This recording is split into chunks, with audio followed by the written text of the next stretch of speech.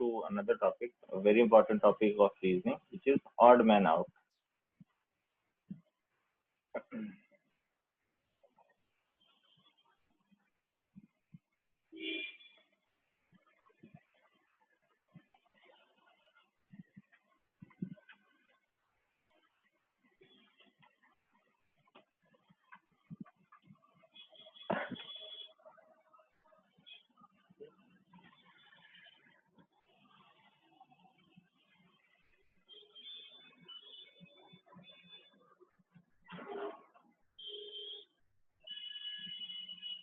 Yeah. So let's wait for a few more minutes to other students to join.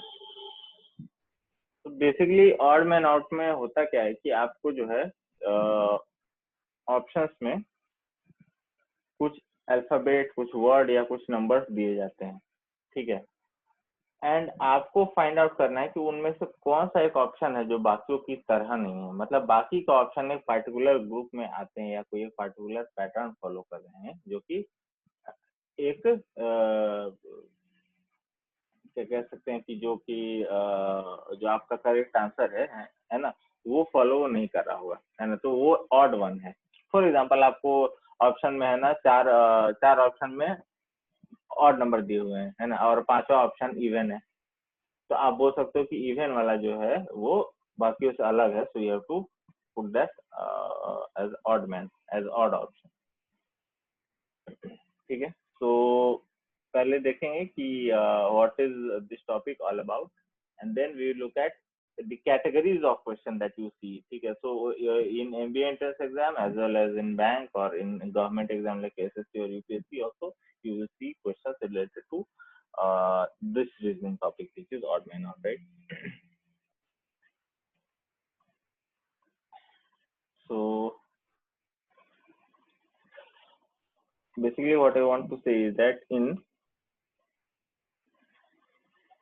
the questions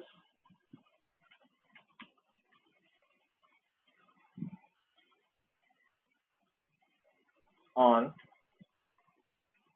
odd man out,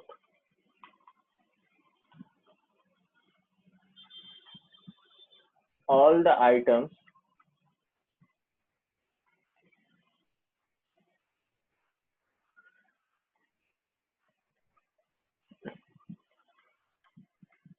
except one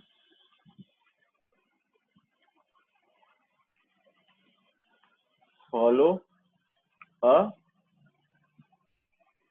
certain pattern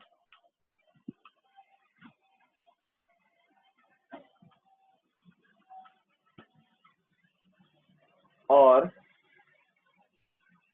belong to a group, है ना। तो जो भी आपको options में item दिए होंगे या तो वो एक पैटर्न को फॉलो कर रहे हैं और या तो फिर वो एक ग्रुप में आते हैं, लेकिन क्या यहाँ पे इम्पोर्टेंट चीज लिखी हुई है, एक्सेप्ट वन, है ना। उनमें से एक जो होगा ऑप्शन में वो उस पैटर्न को फॉलो नहीं करेगा या वो उस ग्रुप में नहीं आएगा, ठीक है, जिस ग्रुप में बाकी के ऑप्शंस आ रहे हैं। तो आपको आइडेंटिफाई करना है और कौन सा है, ठीक है।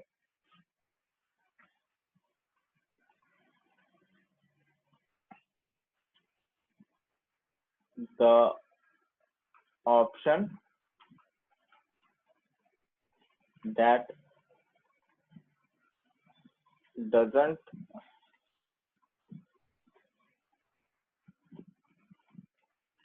follow the pattern should be marked as answer, है ना। वो ऑप्शन जो कि दिए हुए पैटर्न को फॉलो नहीं कर रहा है उसको आपको एज आंसर मार्क कर देना है, ठीक है, ऑड मैन आउट में, ठीक है। मैंने क्या बोला कि तीन कैटेगरी है ना, तीन कैटेगरी। पहली कैटेगरी जो है ऑड मैन आउट में, पहली कैटेगरी ऑफ क्वेश्चन क्या है, अल्फाबेट, ठीक है, अल्फाबेट क्लासिफिकेशन।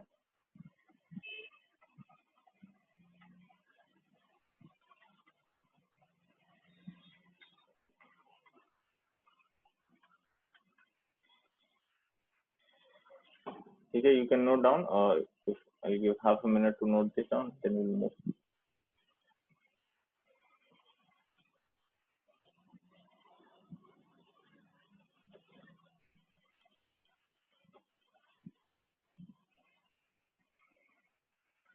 ठीक है, तो अल्फाबेट क्लासिफिकेशन में क्या होगा कि आपको अल्फाबेट दिए होंगे और उनको एक खास पैटर्न में ना ग्रुप किया हुआ होगा। ठीक है, आपको वो पैटर्न आइडेंटिफाई करना है। अल्फाबेट्स जो है जब एक खास तरीके से एक ग्रुप में, जैसे कि फॉर एग्जांपल कहने का मतलब है कि ABC है ना, फिर DEF है ना, फिर मान लो XYZ, और मैंने लिख दिया HIX। सो यहाँ पे देखो तीनों क्या है, अल्फाबेटिकल ऑर्डर में 1 2 3, अल्फाबेटिकल पोजीशन 4 5 6, यहाँ पे क्या है 24 25 26, लेकिन यहाँ पे देखो क्या है, ये 8 है, ये 9 है, और ये क्या है 20 20 प्लस है ना, 23 है, सॉरी 24 है। So this is in alphabetical position 8 9 and 23। सो ये पैटर्न फॉलो नहीं कर रहा है ना, सो ये अल्फाबेटिक क्लासिफिकेशन के अंदर में आएगा। ठीक है, क्या है इसकी थ्योरी कि दी पैटर्न, जो भी लेटर्स है ना, दी पैटर्न और ऑर्डर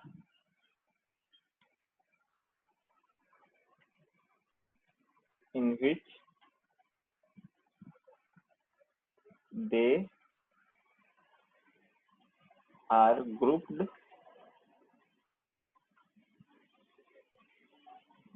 शुड बी ऑब्जर्व, है ना। ये ऑब्जर्व करें, जैसे यहाँ पे हम ऑब्जर्व कर रहे हैं कि ये तीनों क्या है, कंसेक्यूटिव अल्फाबेट हैं। ठीक है, कंसेक्यूटिव, ये आपको ऑब्जर्व करना है, should be observe,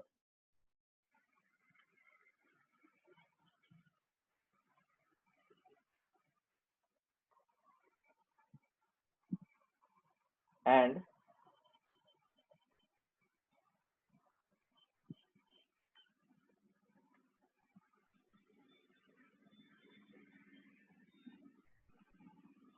and we need to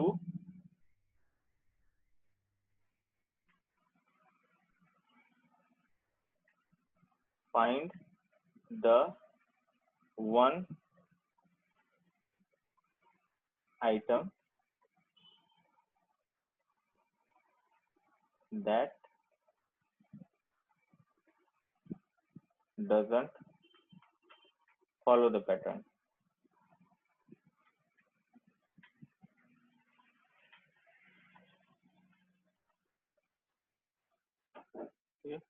So एक एग्जांपल लेंगे, एग्जांपल से क्लियर होगा, right. So question is find the odd one among the following।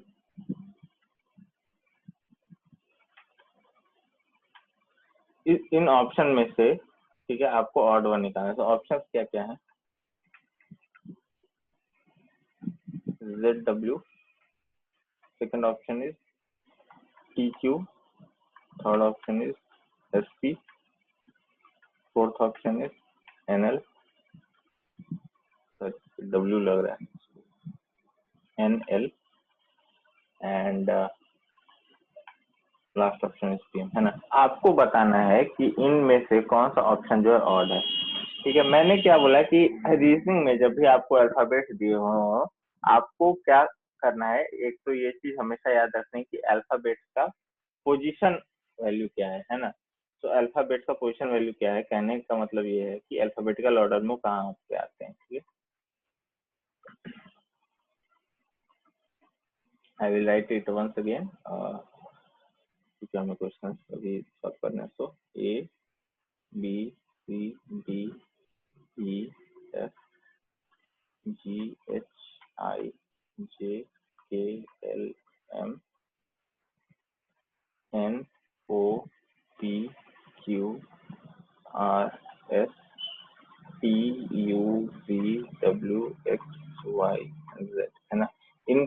Alphabetical order में पोजीशन क्या है? 1 2 3 4 5 6 7 8 9 10 11 12 एंड 13, ठीक है। यहाँ 14 15 16 17 18 19 20 21 22 23 24 25 and 26। so ये इनका पोजीशन है। Now if you look at the options, right, look at the first option ZW, ठीक है। ZW, Z कहाँ पे आ रहा है? 26 पे, और W कहाँ आ रहा है? 23 पे, है ना। Z 26 पे आ रहा है और W 23 पे आ रहा है। नेक्स्ट ऑप्शन देखो TQ। TQ में T कहाँ पे आ रहा है? T 20th पे आ रहा है और Q 17 पे आ रहा है। तो T 20th पे आ रहा है, Q 17 पे आ रहा है। SP में देखो S जो है 19 पे आ रहा है और P 16 पे आ रहा है।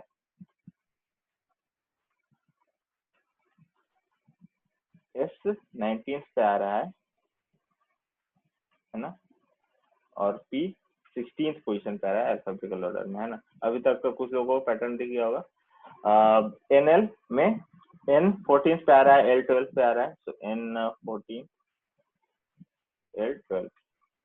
PM में P 16th पोजीशन पे है और M 13th पोजीशन पे है, तो 16th और 13th, है ना। Now look at these.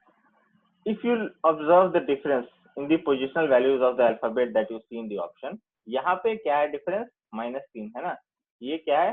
26 -3 23 आता है। यहाँ पे भी क्या है? -3 हो रहा है। यहाँ पे भी क्या हो रहा है? डिफरेंस -3 हो रहा है। यहाँ पे -3 हो रहा है, लेकिन यहाँ पे क्या हो रहा है? -2, है ना।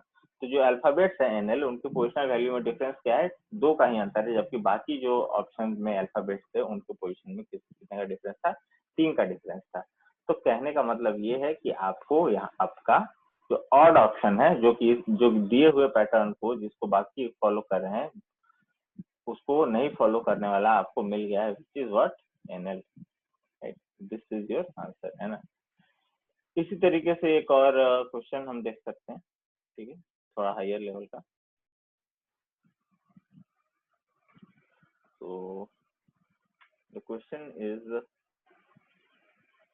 Again find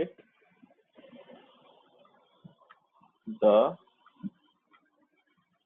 odd one among the following।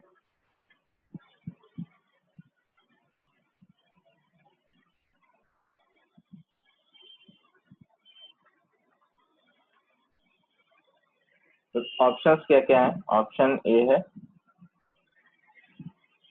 CFD है। ऑप्शन बी है GJH।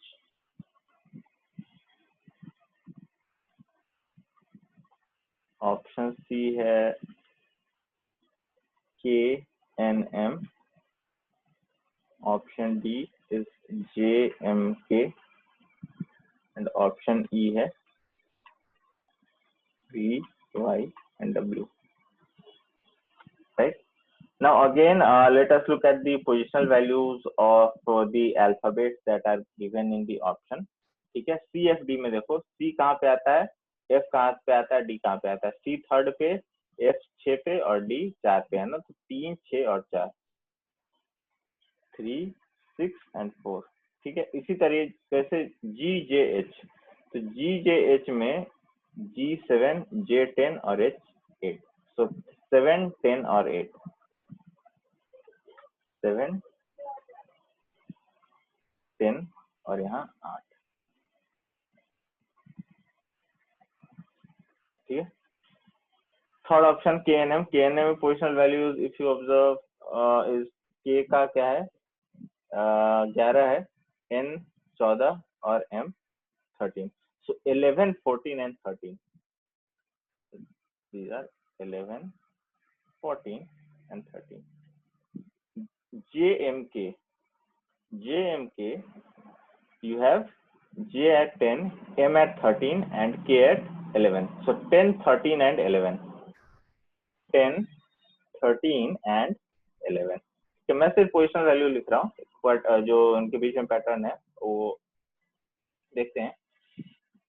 VYW, V कहाँ पे है? V आ रहा है 22 पे, Y आ रहा है 24 पे और W 23 पे। So 22, 24, 23।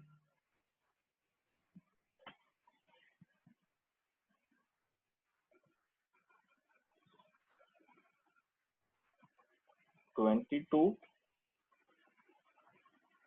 V आ रहा है 22 पे, Y आ रहा है 24, sorry, it should be 25, right? Y 25, Y 25 पे आएगा एंड W जो है वो 23 पे आएगा। W 23 पे आएगा। Now, if you look at the difference in the positional values of the option that are given, look at the difference। यहाँ पे क्या हो रहा है? +3 हो रहा है, फिर क्या हो रहा है? -2, है ना? 3 + 3 क्या हो गया? 6, 6 - 2 4। यहाँ पे भी देखो क्या हो रहा है? +3 हो रहा है, -2, ठीक है। यहाँ पे देखो तो +3 हो रहा है, 10 + 3, यहाँ -2, फिर यहाँ +3 हो रहा है और यहाँ -2, है ना। सो कंसेक्यूटिव अल्फाबेट के बीच में डिफरेंस पहले क्या है ऑप्शंस में? +3, और फिर उसके बाद दूसरे और तीसरे अल्फाबेट के पोजीशन के बीच में क्या डिफरेंस है? 2 का। But if you look at C option, यहाँ पे क्या हो रहा है? पहले तो +3 हो रहा है, लेकिन उसके बाद फिर क्या हो रहा है? -1 हो रहा है ना। सो ये आप बोल सकते हो अगेन क्या है कि पैटर्न को जो दिए हुए पैटर्न है उसको ये ऑप्शन फॉलो नहीं कर रहा है। So this is your answer, right. तो इस तरीके के क्वेश्चन आ सकते हैं अल्फाबेटिकल क्लासिफिकेशन वाले क्वेश्चंस में, ऑड मैन आउट में, ठीक है। सो अब हम इसके बाद जो है दूसरी कैटेगरी देखेंगे। तो ये टोटल 3 कैटेगरी देखेंगे, alphabet, word and then numbers, right. तो पहले if you can note down, if someone does not have, then we'll move।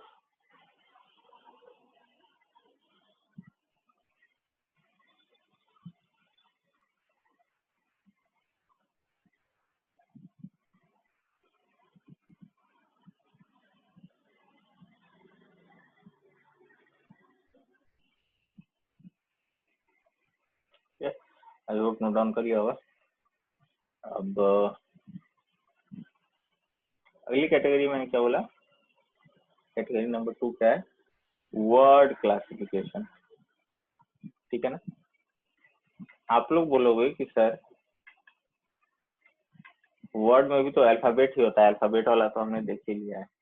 वो अल्फाबेट और इसमें अंतर है। अल्फाबेट का जो है अगर कुछ अल्फाबेट को ऐसे ही ज्वाइन कर दो तो उसका मीनिंग नहीं निकलता है, लेकिन वर्ड का क्या होता है? वर्ड का मीनिंग होता है ना, वर्ड मीनिंग आप लोगों ने पुस्तक पढ़ा हुआ। वर्ड का एक मीनिंग होता है, शब्द का एक मतलब होता है, ठीक है।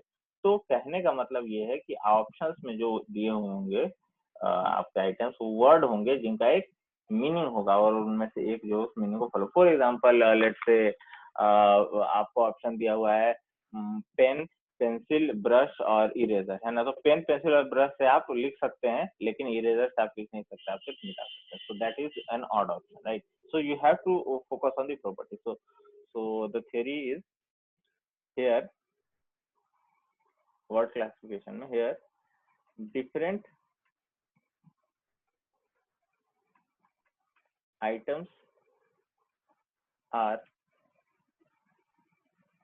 classified based on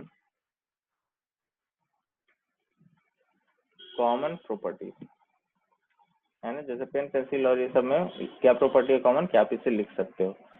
common properties like name,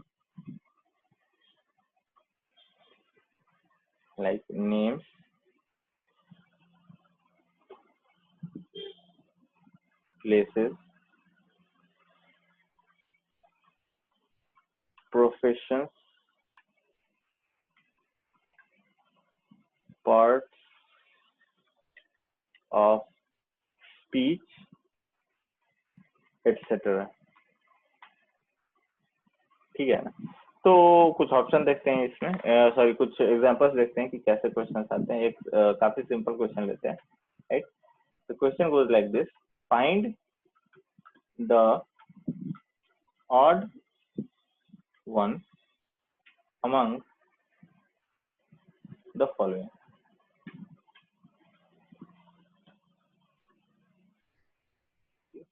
option क्या क्या है? ऑप्शन ए है मर्क्यूरी, ऑप्शन बी है मून, ऑप्शन सी है Jupiter,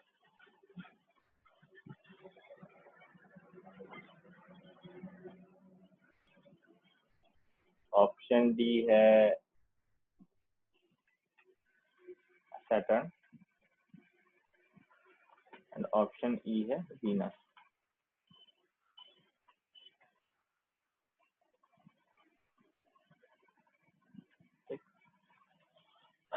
now if you look at the option, right, ये सारे के सारे जो है सेलेस्टियल बॉडीज है ना, हमारे सोलर सिस्टम के सेलेस्टियल बॉडी है। But if you look at this, mercury क्या है? एक प्लेनेट है। जुपिटर क्या है? एक प्लेनेट है। सैटर्न भी क्या है? सोलर सिस्टम का प्लेनेट है। और वेनस भी एक प्लेनेट है। लेकिन if you look at this one, moon, moon क्या है? मून तो अर्थ का सैटेलाइट है ना। ये सारे जो हैं, ये सारे जो हैं, ये सब के सब सन के आगे रोटेट करते हैं, है ना। दे रिवॉल्व अराउंड सन, ठीक है।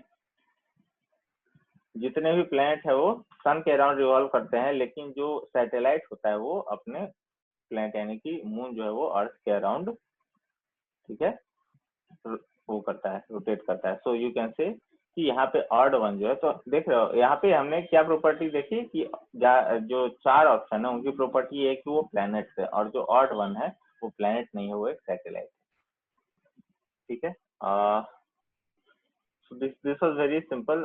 We'll look at now a significantly difficult one, right? So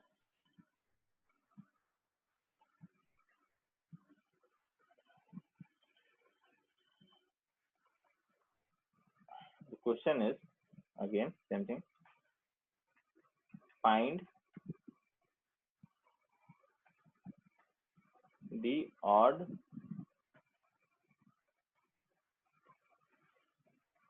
one among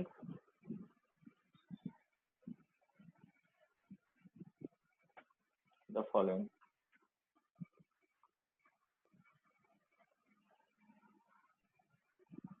ठीक है। So और ऑप्शंस क्या क्या है? और options are, option A is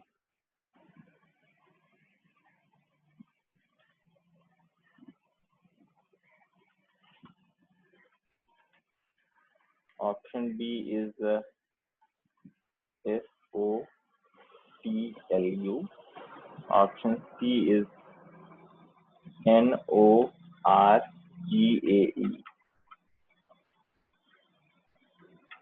option D is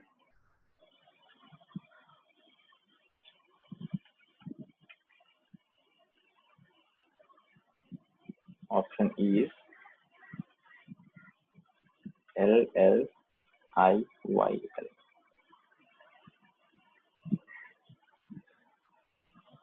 ठीक है। Now if you observe this, ये सब क्या है कि अल्फाबेट्स हैं, बट ये एक वर्ड के अल्फाबेट हैं जो कि जम्बल्ड किए हुए हैं, ठीक है। Now the point is if you are able to unjumble any of these word, आपको बाकी सारों का प्रॉपर्टी समझ में आ जाएगा। फॉर एग्जाम्पल यहीं पे देखो, ये क्या है? 4 लेटर है, ठीक है। ये इसको और इसको देखो, ठीक है, थोड़ा ध्यान से ऑब्जर्व करोगे। So these are jumbled alphabet of very popular flowers, rose, है ना। और ये क्या है?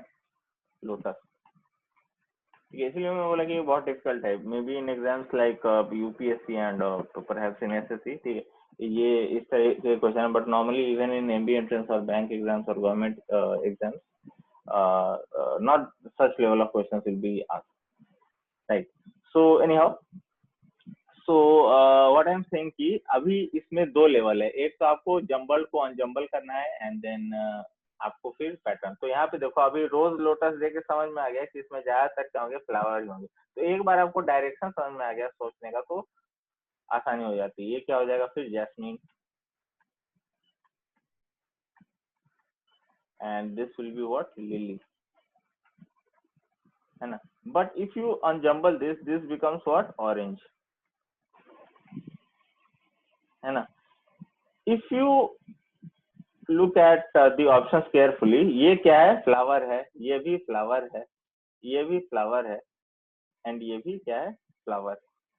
But if you look at this, ये क्या है, ये ऑरेंज क्या होता है, orange is a fruit, right. और या फिर कह सकते हैं कलर है, लेकिन ऑरेंज नाम का कोई फ्लावर तो नहीं होता है कभी भी। तो orange is the odd one, यानी कि आपका करेक्ट आंसर होगा ऑप्शन, है ना। Option C is odd among the given option.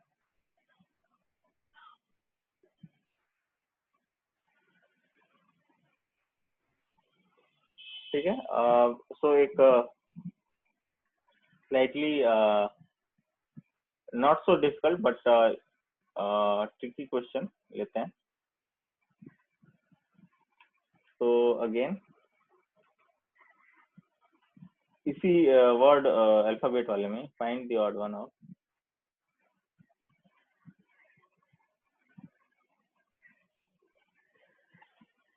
and the options are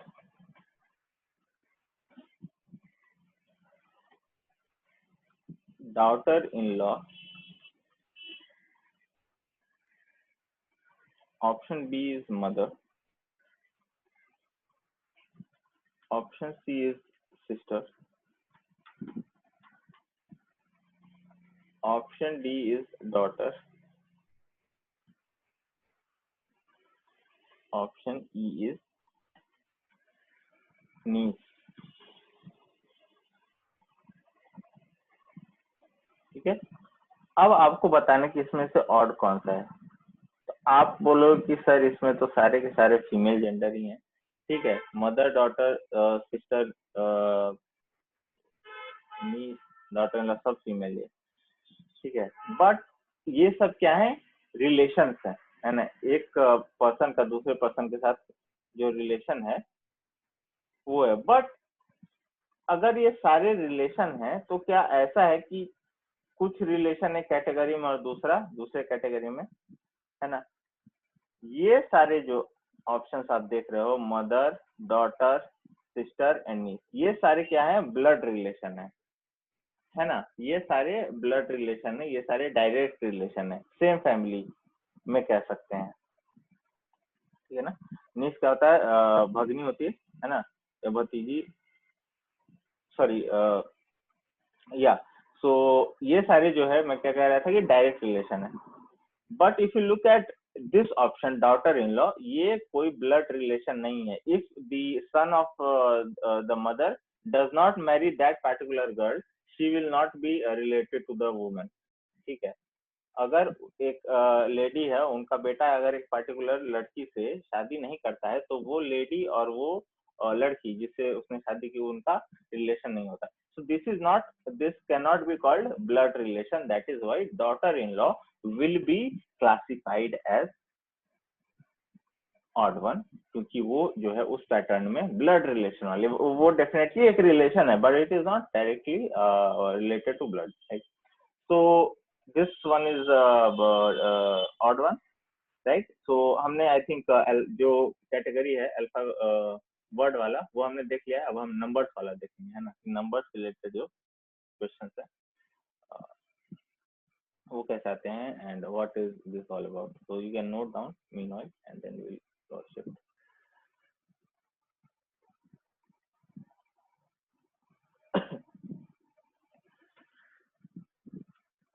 ठीक है, आई होप जिसका जो छूटा हो नोट कर लिया होगा एंड आगे बढ़ रहे हैं, ठीक है। So number classification,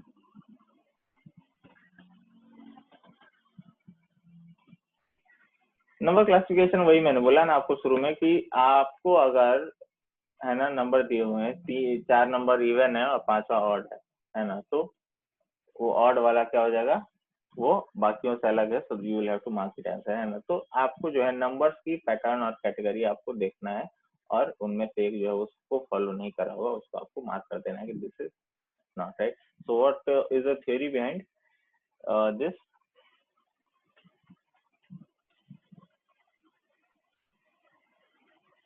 The numbers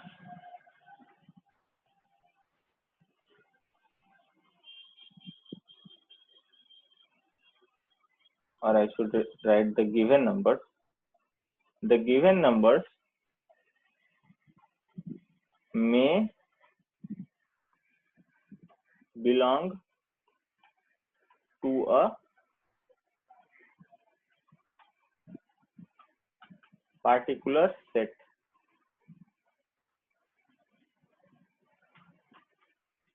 That is, they may be odd, even, prime,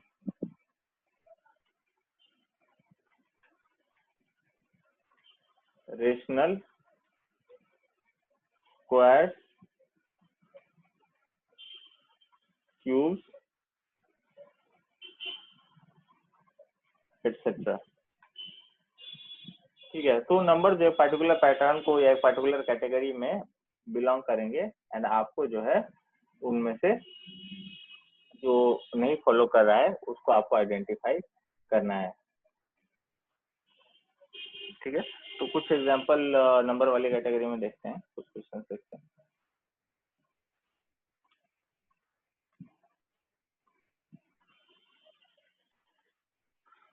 question is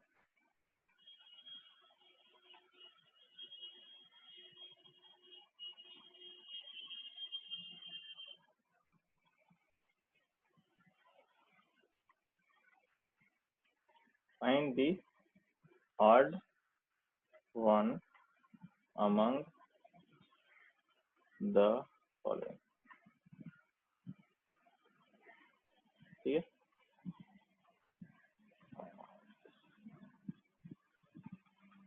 first question देखते हैं।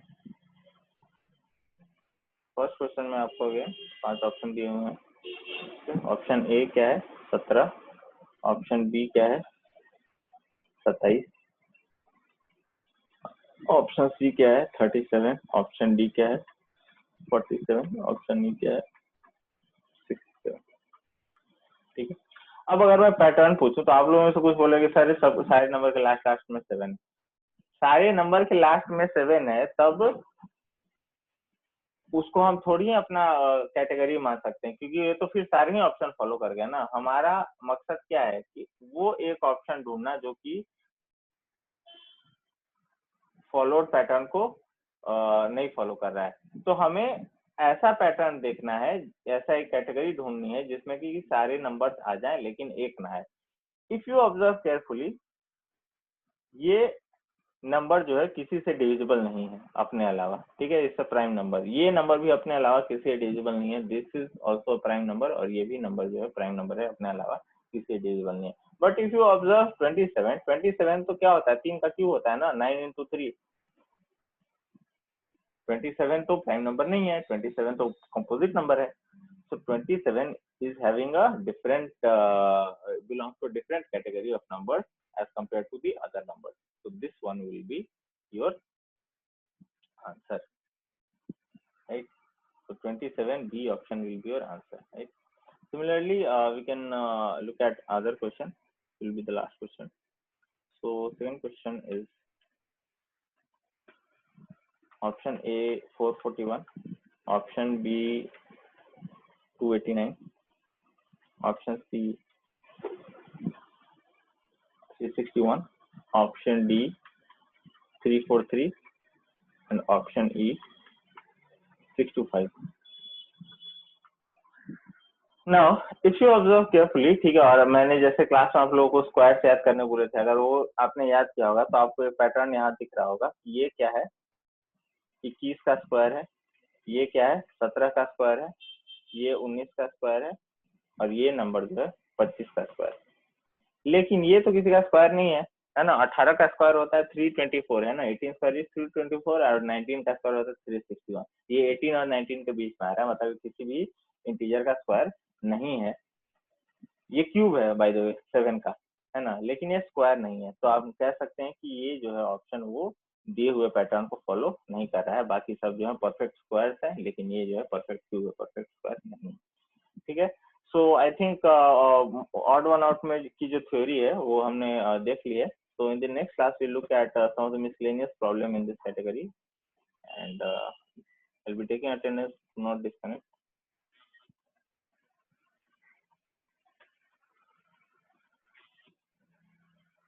Okay.